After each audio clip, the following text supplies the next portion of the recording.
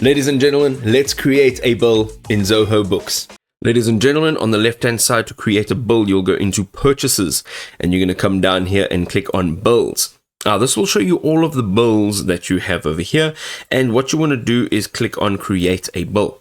Right, now we are going to add in the vendor's name, and if you haven't added in a vendor, you can go ahead and check out our video on how to do so, but ultimately you can go ahead and click on New Vendor and you'll create a vendor right in over here. I'm going to just choose this one over here. You can add a bill number, so we're just going to go 001, and then your bill date. Okay, so right over here, let's just close this. Your bill date. So here you can just go ahead and add in a date. Let's say the 7th, and then you are going to add in a due date. So let's just give us 3 days. We have payment terms. We can just say due on receipt, and then a subject. We can enter a subject. We can just say bill 1 for now. That's 0001. Great. And then we have the item lines. This is what you have purchased from this company and what you're being billed for.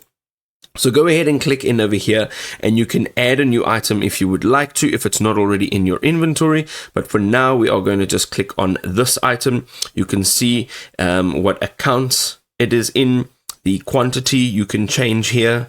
Say, for example, we want to change that quantity. You can also add in a discount in percentage or in currency. You can select customer details, but for now we're not going to add in any customer details.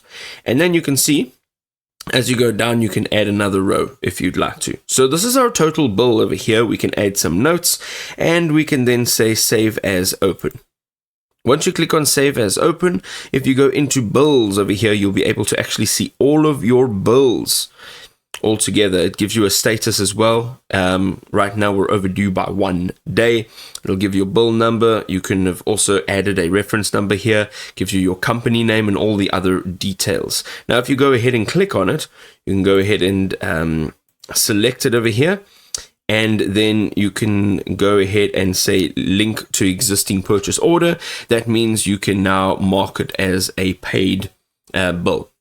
It will now be thrown over to purchase orders over here, and if you go in back to bills, you'll see that this bill has been paid and it's not in the section anymore. You can now go ahead and manage everything from this space.